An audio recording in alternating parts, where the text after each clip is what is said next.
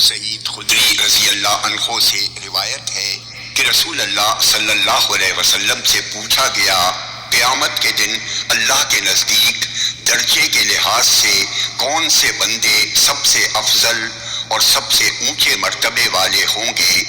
آپ نے فرمایا، کثرت سے اللہ کا ذکر کرنے والے مرد اور کثرت سے اللہ کا ذکر کرنے والی عورتیں۔ میں نے کہا، اللہ کے رسول، اللہ کی راہ میں لڑائی لڑنے والے غازی سے بھی بڑھ کر؟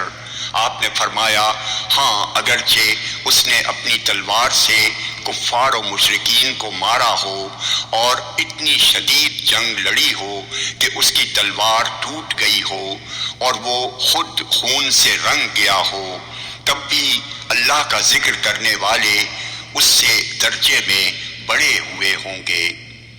جامع ترمذی حدیث نمبر 3376۔ یہ حدیث ضعیف ہے۔